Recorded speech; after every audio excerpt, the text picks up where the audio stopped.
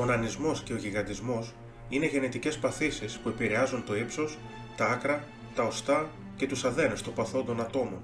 Υπάρχουν πολλές περιπτώσεις στην ιστορία όπου νάνοι και γίγαντες έγιναν διάσημοι εξαιτίας της εμφάνισής τους. Ωστόσο, υπήρχε ένας άντρας που είχε την ατυχία να τα αντιμετωπίσει και τα δύο στη ζωή του.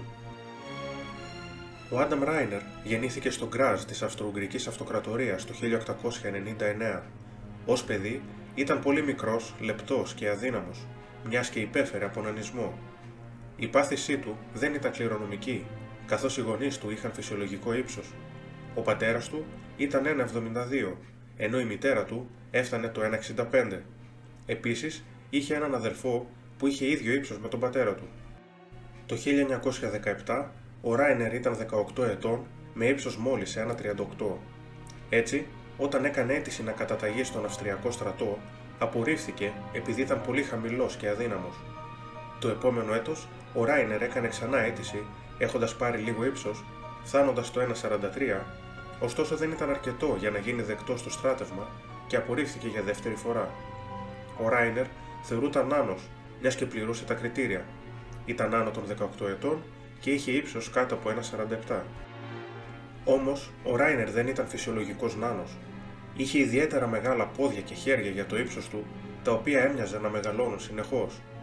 Όταν ήταν 18 ετών, ο Ράινερ φορούσε παπούτσια μέγεθος 43, ενώ 3 χρόνια μετά είχε φτάσει μέγεθος 53. Παρόλα αυτά, το ύψος του παρέμενε σταθερό μέχρι τότε. Ξαφνικά, σε ηλικία 21 ετών, άρχισε να παίρνει απότομα ύψος. Τη δεκαετία που ακολούθησε, ψήλωνε περίπου 8 με 9 εκατοστά κάθε χρόνο. Από τα 21 του χρόνια μέχρι τα 32, το ύψος του Ράινερ εκτινάχθηκε από το 1,47 στα 2,16.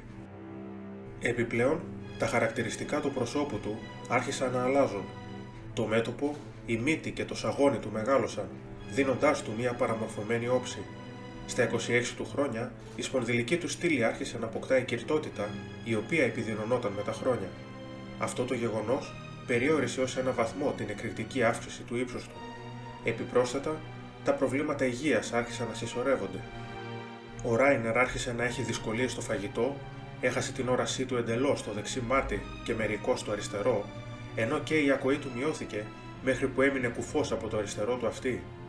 Επιπλέον, το τεράστιο κορμί του τον κούραζε τόσο πολύ που περνούσε το μεγαλύτερο μέρος της ημέρας ξαπλωμένος. Υπεύθυνη για την απότομη ανάπτυξή του ήταν η ακρομεγαλία, μια σπάνια πάθηση ενηλίκων που προκαλείται από την υπερβολική έκρηση αυξητικής ορμόνης και επιφέρει μεγένθηση των οστών και των εσωτερικών οργάνων. Αυτή η ορμονική διαταραχή προκαλείται από έναν καλοήθη όγκο στην υπόφυση του εγκεφάλου, ο οποίος ευθύνεται για την υπερβολική έκρηση αυξητικής ορμόνης στο σώμα. Σήμερα, η ακρομεγαλία αντιμετωπίζεται κυρίως με χειρουργείο ή ακτινοθεραπεία. Το 1930, δύο γιατροί, ο Dr. Mandl και ο Dr. Windholz, ανέλαβαν το Ράινερ και τον εξέτασαν για μερικούς μήνες. Τον Μάιο του 1931, ο διάσημος οτορινολαρυγκολόγος Dr. Oskar Hirsch, ο οποίος ήταν πρωτοπόρος στη χειρουργική της υπόφυσης, εγχείρησε το Ράινερ και αφαίρεσε τον όγκο του. Παρόλα αυτά, η ζημιά που είχε γίνει ήταν ήδη πολύ μεγάλη και ο Ράινερ συνέχισε να παίρνει ύψος, έστω και με βραδύτερο ρυθμό. Δυστυχώς, η καθημερινότητά του δεν βελτιώθηκε. Ο Ράινερ ήταν εξαιρετικά αδύναμος και δυσκολευόταν να σταθεί όρθιος. Έτσι, τον έβαλαν σε ένα γυροκομείο όπου πέρασε το υπόλοιπο της ζωής του. Ο Άνταμ Ράινερ έφυγε από τη ζωή του 1950 σε ηλικία 51 ετών, έχοντας φτάσει το εξωφρενικό για την εποχή ύψος του 2,34. Μέχρι σήμερα αποτελεί τη μοναδική περίπτωση ανθρώπου στην ιστορία που υπήρξε τόσο νάνος όσο και γίγαντας. Εάν σας ενδιαφέρει το θέμα, μπορείτε να μάθετε και για μία άλλη συγκλονιστική υπόθεση ακρομεγαλίας κάνοντας κλικ στο παρακάτω βίντεο. Αν σας άρεσε η ιστορία, κάντε like, αφήστε ένα σχόλιο και εγγραφείτε στο κανάλι, πατώντας το καμπανάκι για να ειδοποιήσετε για κάθε νέο βίντεο. Ευχαριστώ για την παρακολούθηση και τα λέμε την επόμενη φορά.